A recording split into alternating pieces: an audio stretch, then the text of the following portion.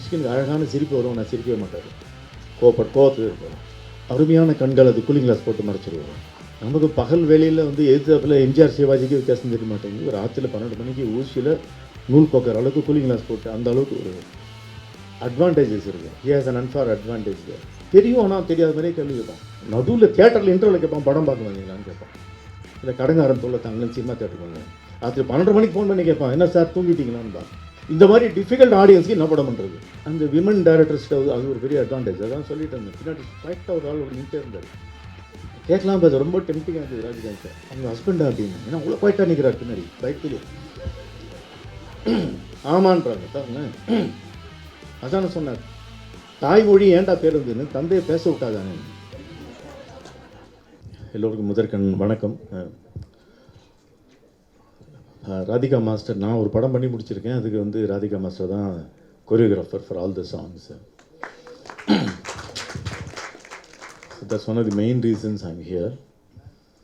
And இந்த படம் the proof அப்படின்னு ஒரு அருமையான ஒரு டைட்டில் கொடுத்துருக்காங்க. இது common for all languages. Already is a trilingual. Tamil, Telugu, ஹிந்தியில் பண்ணுறேங்க. நல்ல சாதுரியமான ஒரு முடிவு. லோ பட்ஜெட் ஃபில்ம்ஸ், சின்ன இடத்துல எடுத்து ஃபனல் இப்படி மேலே போகிற மாதிரி மோர் சேல்ஸ் ஏரியாஸ் ஓப்பன் பண்ணுற அளவுக்கு ஒரு சாதுரியமான ஒரு முடிவு.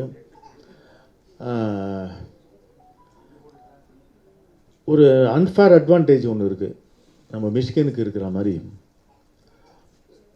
அதை நம்ம யூஸ் பண்ணிக்கிறது பொறுத்து இருக்குது. மிஷ்கினுக்கு அழகான சிரிப்பு வரும், நான் சிரிக்கவே மாட்டார். கோவத்துக்கு இருப்பார். அருமையான கண்கள், அது கூலிங் கிளாஸ் போட்டு மறைச்சிருவார். நமக்கு பகல் வேலையில் வந்து எதிர்த்தாப்பில் எம்ஜிஆர் சிவாஜிக்கு வித்தியாசம் தெரிய மாட்டேங்குது. ஒரு ராத்திரி 12 மணிக்கு ஊசியில் நூல் கோக்கிற அளவுக்கு கூலிங் கிளாஸ் போட்டு அந்த அளவுக்கு ஒரு அட்வான்டேஜஸ் இருக்குது. He has an unfair advantage தேர். அவர் படம் ட்ரெயினில் நான் நடிச்சிருக்கேன். அவர் நடித்து காட்டுறாரு, ரொம்ப வயத்தறிச்சலாக இருந்தது. அந்த கண்ணும் அந்த சிரிப்பு எங்கிட்ட இல்லையே அப்படின்னு. அதுபோல் ராதிகா மாஸ்டர், இந்த ஸ்டண்ட் மாஸ்டர், அவங்களுக்கு ஒரு அன்ஃபேர் அட்வான்டேஜ் ஒன்று இருக்குது. அந்த stunt master and dance master ஒண்டி தான் எவ்வளோ பெரிய ஹீரோ இருந்தாலும் முதல்ல வந்து காலில் விழுந்து வணக்கம் கௌரவித்த பிறகு தான் அவங்க வந்து ஷாட்டுக்கே போகிறாங்க. பாவம் இந்த டேரக்டர், எந்த டேரக்டருக்கும் அந்த கொடுப்பேன கிடையாது. அவன் பாவம் க்யூவில் நின்றுட்டுருப்பாங்க. தேடணும். முருகதாஸ் ரமணா ஷூட்டிங்கில் உள்ளே அலோவ் பண்ணல, சின்ன பசங்கள்லாம் அலோவ்டு இல்லைன்னு. அதான் டேரக்டர்னு சொல்லி ப்ரொடெக்ஷன் மாதிரி வெளியில் அனுப்பிச்சு உள்ளே கொண்டு வந்தாங்க. Radhika master has that unfair advantage because she as a total leadership போகணும். ஒரு டைரக்ஷன்னா லீடர்ஷிப் போகணும். உனக்கு சினிமா கிராஃப்ட் தெரிஞ்சிருக்கலாம், எல்லாம் தெரிஞ்சிருக்கலாம். லீடர்ஷிப்னா நம்ம மிஷ்கின் மாதிரி total control both craft, the people, everything, the business of it, the industry of it. So அவங்களுக்கு வந்து எல்லோரும் மேய்ச்சி கட்டி அவங்களுக்கு வந்து ஒரு ட்ரைனிங் இருந்ததுனால it is easy for them to direct a film. அதான் வந்து ஸ்டண்ட் மாஸ்டர்லாம் வந்து டைரக்டர் ஆகிடுறாங்க. பிரபுதேவா டைரக்டர் ஆகிடுறாரு. புதுசாக ஒன்று வந்திருக்கு. இப்போ அவங்களோட சன்னு தீபக் இந்த பக்கம் மியூசிக் டைரக்டராக இருக்குது. இந்த படத்தில் அறிமுகப்படுத்திருக்காங்க. தீபக் நல்ல 6 feet 4 inches ஹைட்டு. அவர் என்ன ஆகணும்னு கேட்டால் ஆக்டர் ஆகணும்னு சொல்கிறதுக்கு பதிலாக மியூசிக் டைரக்டர். ஏன்னா மியூசிக் டைரக்டராக அடுத்தது ஆக்டர் ஆகிடலாம் ஈஸியாக. அது ஜிவி பிரகாஷாவோ விஜயாண்டனோ அடுத்தது. ஸோ இன்னொரு ஷார்ட்கட் அந்த காலத்தில் நவாப் ராஜமாணிக்கம் பிள்ளை இல்லை பாய்ஸ் கம்பெனியெல்லாம் கிடையாது. மியூசிக் டைரக்டராக நேரம் ஆக்டர். அடுத்த படம் ஹீரோ வந்து எனக்கு தெரிஞ்சு 100% நோட் பண்ணிக்கோங்க. இதான் நான் த்ரிஷா கிட்ட சொன்னேன். த்ரிஷா என் ஷோவில் வந்தப்போ நான் சினிமாவுக்கு எனக்கு சம்மந்தம் இல்லைன்னு சத்தியம் பண்ணிச்சு. நீ எழுதி வச்சுக்கோ, நீ வந்து 2 வருஷத்தில் நீ சினிமாவில் நடிக்கணும். 6 மாதத்தில் வந்துடுச்சு. அதுபோல் இவர் வந்து தீபக் வந்து சும்மா இதான் நாம்கே வாசி நில்லுங்க கொஞ்சம் எல்லோரும் பாருங்கள். அவர் பாருங்கள், சும்மா ஒரு மியூசிக் டைரக்டர்னா ஆக்டர் ஆகலாங்கிற ஒரே ரீசனுக்காக தான் மியூசிக் பண்ணியிருக்காரு அந்த படத்தில். I wish you extraordinary success in the music of this film as well as your career as an actor.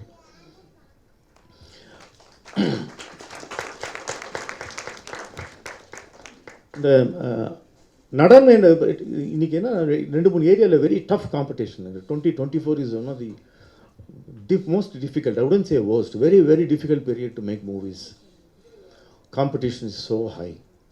சென்ற வருடம் 320 திரைப்படங்கள் சென்சார் ஆகிருக்கு. எத்தனை ரிலீஸ் ஆச்சு, எத்தனை ஓடி இருக்குது. 1895 கண்டுபிடிக்கப்பட்ட இந்த திரைப்படமானது இதுவரைக்கும் உலகம் ஃபுல்லாக எந்த கண்ட்ரி எடுத்துக்கொண்டாலும் 8-10% தான் வெற்றி பெற்றிருக்கிறது இன்று வரை. சினி லிட்ரஸின்னு ஒன்று இருக்குது. சினிமா வளர வளர நம்ம தொழிலை கற்றுக்க அந்த அந்த percentage of success should increase, right? It is never increased. பல காரணங்கள் உண்டு, பல விழுமிகள் உண்டு. அதில் என்னென்னா கோட்ஸ் மாறிட்டே இருக்குது, ட்ரெண்ட் மாறிக்கிட்டே இருக்குது, அப்புறம் மக்களுடைய விகிதாச்சாரம் மாறிட்டே இருக்குது, புது புது ட்ரெண்ட் வருது. முன்னே சேட்டலைட் இருந்தது, அது போச்சு, ஓட்டிகிட்டு இருந்தது, இது போச்சா இல்லையான்னு தெரியல. அந்த மாதிரி புதுசாக வர்றதுக்கு நீங்கள் எப்படி, நீங்கள் எந்த புனைவுகளை 13 நிமிஷத்துக்கு ஒரு எபிசோடா, 25 மினிட்ஸா, இல்லை 2.5 ஹவர்ஸா? That's why people make short films find very difficult to make a feature film. உலகத்திலே வந்து very difficult to make a movie is India and more so in Tamil. எங்கேயுமே இன்டர்வல் கிடையாது உலகத்தில், எங்கேயுமே. ஹிச்காக் சொல்வார், the length of a film is directly proportional to the pressure in urinary பிளாடர்னு. அவங்க ஒன்றுக்கு வந்து என்ன தான் கிளைமேக்ஸ் இருந்தாலும் போயிடுவான் டாய்லெட்டுக்கு. அவன் அதுக்கு முன்னாடி முடிச்சுக்கோ படத்தை. என்ன நம்ம ஊரில் இன்டர்வல் விட்றான். ஸோ அதான் நல்லா கவனிச்சிங்கன்னா, ஃபஸ்ட் ஹாஃப் வந்து நல்லா இல்லைங்க, செகண்ட் ஹாஃப் நல்லா இருக்குன்னா படத்தில் கதை இருக்குன்னு அர்த்தம். நீ செகண்ட் ஹாஃப் தான் கதையை சொல்ல ஆரம்பிக்கிற. ஸோ இந்த எக்ஸ்ட்ராடனரி சர்க்கம்ஸ்டன்ஸ் ஆஃப் இன்டர்வல் இதெல்லாம் இந்தியாவில் வேண்டி தான் உண்டு.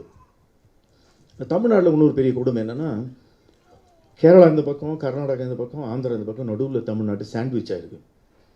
ஸோ நம்ம ஆளுங்க ஆடியன்ஸ் வந்து most difficult audience to make a movie. Radhika would face that is to please Tamil audience. ரொம்ப டஃப் இல்லை? அவன் கேரளாவோட ரியலிசம் கேட்பான், ஆந்திராவோட கலிப்புத்தன்மை கேட்பான், கர்நாடகாவோடைய லோ பட்ஜெட் கேட்பான். எல்லாத்தையும் சேர்ந்து எப்படி பண்ணுறது? அது என்ன படம் பண்ணுறது? Very difficult to make. அதில் நம்மளால ரொம்ப டிமாண்டிங் வேறு. எனக்கெல்லாம் வந்து தெரிந்து தெளிதல் வலுவன்னு சொன்னது போல் தெரியும், ஆனால் தெரியாத மாதிரியே கேள்வி கேட்பான். நம்ம வந்து செகண்ட் ஸ்டாண்டர்டு அட்மிஷன் வாங்குறதுக்கு அப்ளிகேஷன் வாங்க போயிருக்கோம். என்ன சார் அப்ளிகேஷன் வாங்குறது? இல்லை சிபிஐ என்ன தேடுது, ஒழிஞ்சிக்கலான்னு வந்தேன்னு. நடுவில் தியேட்டரில் இன்டர்வலில் கேட்பான், படம் பார்க்க வந்தீங்களான்னு கேட்பான். இல்லை கடங்காரன் தொல்லை தாங்களேன்னு சினிமா தேட்டருக்கு வந்தேன். சாமி வேண்டின்னு இருப்பான், தீபாரதம் நடக்கும், என்ன சாமி வேண்டிக்குவான் முட்டிகிட்டே கேட்பான். இல்லை சிலையை திருடலாம் வந்துருக்கலான்னு. அது 12 மணிக்கு ஃபோன் பண்ணி கேட்பான், என்ன சார் தூங்கிட்டீங்களான்னுபா. என்ன அநியாயமாக இருக்குன்னு. என்ன இதே நம்பர் 827622 ஆமாம். அதுக்கப்புறம் அப்படின்வான். நம்மகிட்ட அளவலகி 228229. என்ன சார் கிண்டல் பண்ணுறீங்க? என்ன பண்ணி நிற்கிறீங்களா? கரண்ட் அஃபேர்ஸ் வீட்டில் டிவி பார்த்துங்கிறாங்க. கரண்ட் அஃபேர் எப்படி சார் டிவி பார்க்க முடியும்? நீ ஃபோனை கூட பேச முடியும், அப்போ தான் வைப்பான், ஃபோனில் வைக்க மாட்டான். இந்த மாதிரி டிஃபிகல்ட் ஆடியன்ஸ்க்கு என்ன படம் பண்ணுறது? Very demanding. 120 rupees கொடுத்துட்டான், சேர் உட்காந்துட்டான். Is the owner of that entire seat. I have given my protocol is over. என்னுடைய ப்ரோட்டோகால் நான் தீர்த்திட்டேன். 120 ரூபா கொடுத்துட்டேன், நீ காட்டுறாஜா அப்படின்னா 240 ரூபாய் கல்வி தந்தேன் கேட்குறான். ஓடி போனவங்க ஷகிலா படத்துக்கு 120 ரூபா, பாகுபலிக்கு 120 ரூபா. அவன் என்ன வே பண்ணுவான்? How you weigh? So therefore we are under very difficult circumstances. இந்த பக்கம் இன்னொரு பக்கம் என்னென்னா, சிறிய படங்கள் வந்து சிறிய லாபமோ இல்லை சிறிய நஷ்டம், சின்ன ஹைட்டில் எதுவும் இருந்தாலும் பெருசாக அடிப்படாது அப்படிங்கிற ஒரு அட்வான்டேஜ். பெரிய படங்கள் வந்து யானை படத்தாலும் குதிர மாட்டோம், ஏதோ ஒரு விலைக்கு விற்றுருவாங்க அப்படின்னு. அந்த நடுத்தர படங்கள் தான் வந்து மிடில் கிளாஸில் வந்து suffering for the last 20 years. Fortunately, last year, the successful films, more than a dozen films have been middle budget films, which is a very good news. That way, for Radhika, 2024, you are broken new bones, you are a very intelligent person. Radhika, நம்ம சாந்தி மாதிரி, நான் சாந்தி 33 வருஷத்துக்கு அப்புறம் நான் பார்க்குறேன். அதெல்லாம் born for dance. ஒல்லியாக இருப்பாங்க, அது தென்றல் மாதிரி இருக்கும். யார் கற்றுக் கொடுத்தா அவனுக்கு இந்த டான்ஸ்? ஏன் இவ்வளோ அழகாக ஆடுற? நம்மளுடைய tradition of dance is the most difficult competition இது. அதில் ராதிகா டான்ஸ் மாஸ்டராவோ இல்லை சாந்தி டான்ஸ் மாஸ்டராங்கிறது ரொம்ப டிஃபிகல்ட்டு. ஏன்னா உங்களுக்கு இலக்கு வந்து ஹீராலேருந்து ஆரம்பித்து பிரபு வரைக்கும் காட் ஆஃப் டான்ஸு. அந்த குண்டுமல்லி 2 ரூபாய் அந்த எஸ்பிபியும் பிரபு, அந்த dance is enough for you to show how greats in Tamil cinema is. அந்த காம்படிஷனில் இவங்க டான்ஸ் மாஸ்டர் ஆகி பண்ணியிருக்கீங்க அப்படிங்கிறது. அதே போல் இன்றைக்கி இருக்கிற டஃப் காம்படிஷனில் படத்தை டைரக்ட் பண்ணிக்கிறதுலாம் வந்து பிரம்ம பிரயத்னம், impossible. You done the most impossible. அந்த விமன் டைரக்டர்ஸ்க்கு அது ஒரு பெரிய அட்வான்டேஜ். அதான் சொல்லிட்டு இருந்தேன். பின்னாடி குவைட்டாக ஒரு ஆள் நின்றுட்டே இருந்தார். கேட்கலாம், அது ரொம்ப டெம்டிங்காக இருந்தது ராதிகாக்கிட்ட. அவங்க ஹஸ்பண்டா அப்படின்னு, ஏன்னா அவ்வளோ குவைட்டாக நிற்கிறார் பின்னாடி பயத்துலேயே. ஆமான்றாங்க பாருங்களேன். அதான் சொன்னார், தாய்மொழி ஏன்டா பேர் வந்துன்னு, தந்தையை பேச விட்டாதானே. இவங்க பெண்கள் வந்து, இப்போ நான் வந்து எனக்கு சாந்தி எப்படி தெரியும்னா, I made 12 songs for propaganda for Jayalalithaa. அதில் ஆடினது சாந்தி. ஒரு ஆளுமை பாருங்களேன், ஜெயலலிதாவோட ஆளுமை பாருங்களேன். When they take the leadership, it's one ton different, it's very different.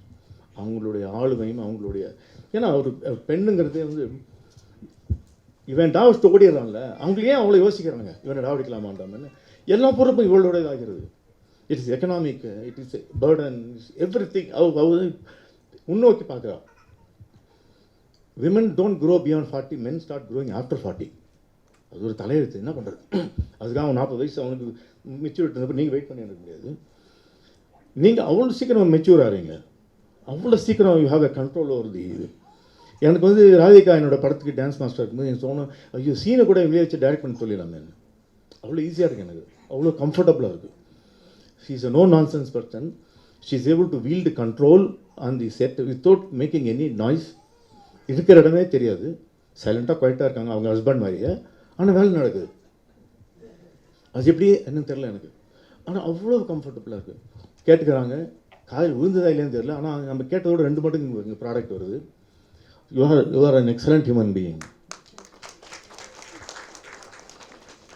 ஒரு சின்ன விஷயத்தை சொன்னால் ஒரு அப்படி நடனம் அப்படி ஆடி காட்டுறாங்க, அது நம்ம சாந்தி மாதிரி.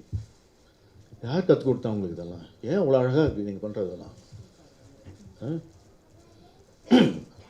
அவ்வளவு பை நேச்சர் கிரேஸ்ஃபுல். நீங்கள் by nature you are extraordinary human being. You are like a flower. When you start having control, your film has to be nice. நீங்கள் படம் வந்து ரிலீஸ் பண்ணுறதுக்கு முன்னாடி வெற்றி பெற்ற படம் இது. இது வந்து என்னை விட தெளிவாக நம்ம ராஜனை அழகாக சொல்லுவார். Because he knows the nuances of production. Proof வந்து தமிழ்நாட்டில் வந்து திரைப்பட தயாரிப்பாளருக்கு யாராவது குரல் கொடுக்காது, என்னடா ப்ரூஃப் அப்படின்னா ராஜன் இருக்காரு. ஒரு ஒப்பற்ற ஒரு சினிமா ஒன்று சொல்லுங்கள் திரைக்கதையில், அதுக்கு என்னடா ப்ரூஃப்னா கிழக்கு வாசல், அதுக்கு ப்ரூஃப் இருக்காரு உதயகுமார். எனக்கு இன்ஸ்டியூட்டில் 1 வருஷம் சீனியர், பட் என்னோட க்ளோசஸ்ட் ஃப்ரெண்ட் சினிமா நாசருக்கு அப்புறம் உதயகுமார் தான். அப்புறம் வந்து ஒரு குவிண்டெசென்ஷியல் ஃபில்ம் மேக்கர், எல்லாம் தெரிந்த ஒரு ஃபில்ம் மேக்கர், ஆளுமே உள்ளது, எல்லாம் வேணும். ஒரு லீடர்ஷிப் வேணும், ஒரு கிராஃப்ட் வேணும், அழகு வேணும், எல்லாத்துக்கும் ஒரு உதாரணம், ஒரு ப்ரூஃப் வேணும். அது மிஷ்கின். தமிழ்நாட்டில் தமிழ் நடிகைகளா? அது இப்படி, அதுக்கு ஒரு ப்ரூஃப் தன்ஷிகா. இந்த மாதிரி இந்த படம் ப்ரூஃப்னு பேர் வச்சிருக்க நிறைய ப்ரூஃப் இருக்குது உங்களுக்கு. இந்த மாதிரி விஷயங்கள் நிறைய டேலண்ட்டில். I am very happy about this whole thing. And Tamil சினிமாவில் என்னென்னா 20 நிமிஷம் பாட்டு, 28 நிமிஷம் பாட்டு டான்ஸ் மாஸ்டர் பார்த்துப்பாங்க. 20-25 மினிட்ஸ் ஸ்டண்ட்டு, அது ஸ்டண்ட் மாஸ்டர் பாட்டு. மிச்சம் இருக்குது பாருங்க, இங்கே தான் விலைங்க. அந்த காதலிக்க நேரம் கதையை தேடுவார் பாருங்க, கல்லுக்கு எடுக்கல நாகேஷ். ஸோ வந்து வதைக்கு ஸ்டண்ட் மாஸ்டர் ஓகே, சதைக்கு டான்ஸ் கீன்ஸ்லாம் ஓகே, அந்த கதை அதுக்கு தான் சரக்கு மாஸ்டருக்கு அது எடுத்துன்னு வரணும். அந்த மாஸ்டர் தான் இல்லாமல் தவிக்குது சினிமா ஃபுல்லாக. That is one area which is never been polished. நீங்கள் அந்த ஏரியாவுக்கு வந்துட்டீங்க. ஸோ டான்ஸ் மாஸ்டர்ஸ்லாம் டேரக்டராக வந்துட்டீங்க. இந்த மாதிரி டேரக்டர் நான் ஆர்வி பண்ணி நடிக்க போயிட்டோம். டோட்டல் கன்ஃபியூஷனில் இருக்குது இண்டஸ்ட்ரி. அது வந்து அது ஒன்று தோணுது எனக்கு. Is you made your first step, is a baby step. ஒரு டான்ஸ் மாஸ்டருக்கு ஸ்டெப்புன்னா சொல்லி தர வேண்டிய அவசியம் இல்லை. Every step of yours is going to be nice, and extraordinary. I wish you an extraordinary success. But ஒரே ஒரு சின்ன ரிக்வஸ்ட் என்னென்னா, நீங்கள் டைரக்டர் ஆட்டிங்கன்னா அந்த டான்ஸ் மாஸ்டர் அந்த தொழில் மட்டும் விட்டுறாதீங்க. அது ரொம்ப ரேர். நீங்கள்லாம் டான்ஸ் மாஸ்டர் அவ்வளோ comfortable for a film maker. அதை மட்டும் நீங்கள் விட்டுறாதீங்கிறது என்னுடைய ரிக்வஸ்ட்டு. அப்படி நிறையா சொல்லணும்னு ஆசையாக இருக்குது. ஆனால் I will finish with this because ஏன்னா இப்போ தமிழ் சினிமாவில் படம் எடுக்கிறது ரொம்ப டஃப்பாக இருக்குது. இப்போ என் படத்து கூட நான் வந்து மலையாளத்தில் டைட்டில் வைக்கலாமான்னு பார்க்குறேன். ஒரு ஜோக் இருக்குது, என்னோடய அடுத்த படத்தில் ஒரு ஜோக் இருக்குது. என்ன படம் எடுத்தேன், ஒரு மலையாளம் ப்ரொடியூசராக பேசுகிறான் ஃபோனில். என்ன படம் எடுத்தீங்க? நான் ஷக்கீலா வச்சு ஒரு படம் எடுத்தேன், அது ஒண்டி போனவள் அப்படின்னு. என்னாச்சு? நான் படம் ஒண்டி போச்சுங்க, அப்புறம் ப்ரொடியூசர் காணாமல் போயிட்டார்னா. அடுத்த படம் ஒன்று எடுத்தேன், அதே வேறு இன்னொரு படம் எடுத்தேன், ஓடி போனவள். அவன் ஓடி போயிட்டான், அவன் படம் ஓடலண்ணா. என்ன நாங்கள் கேள்விப்பட்டதே இல்லை. மலையாளத்துலையும் கேள்விப்படல, தமிழ்லையும் இல்லை. மலையாளத்தில் பண்ணி ஸ்ட்ரெயிட் டப்பிங்கா. ஸோ மலையாளத்தில் பண்ணிவிட்டு மலையாளத்தில் ரிலீஸ் பண்ணுறதுக்கு இல்லை, தமிழ்நாட்டில் ரிலீஸ் பண்ணுறதுக்காக ஸ்ட்ரெயிட் டப்பிங். இப்போ எனக்கு என்ன தோணுதுன்னா, எனக்கு இந்த ஸ்ட்ரெயிட் ரீரிலீஸ் பண்ணலாமான்னு. இப்போ இவெல்லாம் கெட்டிக்காரன். இப்போ புரியாத அவன் பண்ணலாம், 10 வருஷம் கழிச்சு அவனுக்கு புரியும். நான்லாம் எவ்வளோ பெரிய கெட்டிக்காரன் பாரு. ஏன்னா ரீரிலீஸை தான் ஓடப்போகுது அது. ஸோ அவன் வந்து போடுறான், விதையை போடுறான். இந்த லேண்டில் இன்வெஸ்ட் பண்ணிட்டா 10 வருஷம் கழிச்சுன்னு. இப்போதான் அவன்லாம் கெட்டிக்காரன்னு தெரியுது. நான் லூஸ் நினச்சிங்கிறான் அவன்லாம். அதுபோல் இப்போ ரீரிலீஸ்லாம் ஓடுறது மாதிரி எல்லாத்தையும் எடுத்து வச்சுங்க. படத்தை இங்கே அடுத்த 2-3 படம் எடுத்து வச்சுங்க. 10 வருஷம் இப்போ ரிலீஸ் பண்ணுங்கள், நல்லா சூப்பராக ஓடும். அண்ட் இப்போ இன்றைக்கி இந்த ஹோல் வேர்ல்டில் வந்து த்ரூஅவுட் த வேர்ல்ட் ஒரு கார்ப்பரேட் கம்பெனிஸ்லாம் வந்து தோற்று போகிறதுக்கான காரணம் வந்து ஒரு குழு ஒன்று உட்காந்துக்குது. அவங்க எங்கே படிச்சுட்டு வராங்க? ஒரு பெரிய கார்ப்பரேட் கம்பெனியில் நான் சொல்லி முடிச்சுக்கிறேன். நான் வந்து அட்வைசராக இருந்தேன் ஒரு 25 வருஷம் முன்னாடி. அப்போது வந்து நான் வந்து அக்விசேஷனுக்கு அட்வைசராக இருந்தேன். அதில் வந்து டிஸ்ட்ரிபியூஷன் ஹெட் வந்து பாம்பே ஆஃபீஸில் கேட்குறாரு, குள்ளமாக குனிஞ்சு போகிறானே இந்த ஆள் யாருன்னு என்கிட்ட கேட்குறான், டிஸ்ட்ரிபியூஷன் ஹெட்டுன்னு. இந்த இவ்வளோ பெரிய ஆக்டரோட கம்பெனியில் உட்காந்துக்கிட்டு அந்த ஆள் யாருன்னு கேட்குறியோ உனக்கு இதுக்கே வேலையை விட்டு தூக்கணும். ஏன் இப்படி சொன்னால் அந்த ஆள் வச்சு அதிகமாக ஹீரோ வச்சு டைரக்ட் பண்ண டேரக்டர் அவர். அந்த கம்பெனியில் நீ வந்து டிஸ்ட்ரிபியூஷன் ஹெட்டாக இருக்க, நீ எப்படி தெரிஞ்சுக்குவேன்? அப்போ ஒரு படம் பண்ணுறாங்க. அந்த படத்துக்கு வந்து அட்வான்ஸ் வாங்குற ராஜஸ்தான்லேருந்து லட்டாஜின்னு ஒரு ஃபேமஸ் ஒரு டிஸ்ட்ரிபியூட்டர், ராஜன் சார்க்கெலாம் தெரிஞ்சிருக்கோம். எங்கள் அப்பா சொன்னார், லட்டாஜியா டே அட்வான்ஸ் கொடுத்து ஓடி போயிட்டானா வரமாட்டானா திருப்பினார். அதே மாதிரி அட்வான்ஸ் கொடுத்து ஓடி போயிட்டான், வரல. ரிலீஸ் முதல்ல நான் வந்து ஒரு கேஸ் போடுறான். So what you should know is not just what you learn in IIMs and IITs and business economics and issues like that. Cinema is very difficult. நான் PhD பண்ணியிருக்கேன். I have a word for it. It's a soul market. Soul எப்படி measure பண்ணுவேன்? ஆத்மார்த்தமான விஷயங்களை emotional எப்படி measure பண்ணுவேன்? ஒரு life இன்சூரன்ஸ்லாம் முடியும், ஒரு கார் இன்சூரன்ஸ்லாம் முடியும். இது எப்படி மெஷர் பண்ணுவேன்? There are masters, they didn't make masterpieces. எவ்வளோ பெரிய வெட்டரன்ஸ்லாம் டேரக்டராக இருந்தாங்க. ஆனால் புதுசாக வந்து காலேஜில் பாஸ் பண்ணி ஹீட் கொடுத்தனுக்கா மாஸ்டர்ஸ் தெரியல. ஏதோ ஒன்று புலப்படாமல் பிடிபடாமல் இருக்கக்கூடிய ஒரு நெபுலஸ் ஒரு மீடியம் இது. அந்த மீடியமில் நீ எப்படி குவான்டிஃபை பண்ணுவேன்?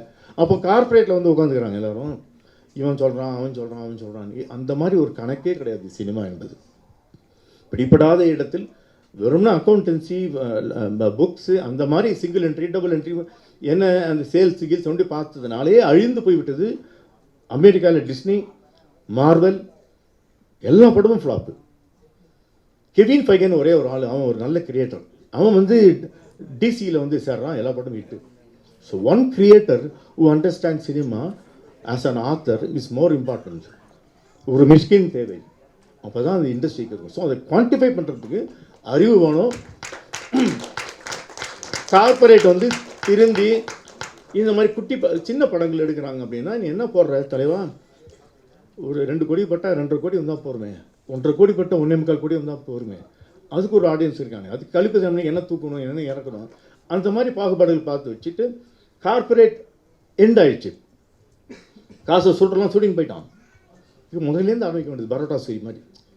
இப்போயாவது இனிமேல் பிள்ளையார் சுட்டு போய் ஆரம்பிக்கும் போது பெரிய பெரிய கம்பெனிஸ் ஷுட் அண்டர்ஸ்டாண்ட் இதுதான் பாதை, இதுதான் எல்லா படங்களையும் என்கரேஜ் பண்ணி காசை இழக்க வேண்டாம். ஆனால் 320 படங்களில் வந்து ஒரு 10 படம் தான் ஓடுதுன்னா அது ரொம்ப கேவலமான ஒரு விஷயம்.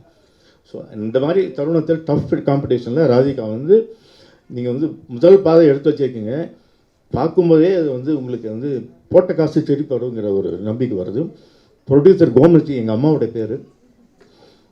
I'm very happy that your first enterprise is going to be a very beautiful step. நல்லபடியாக காலை ஸ்டெப் எடுத்து வச்சுருக்கீங்க. All the best. Thank you so much, sir.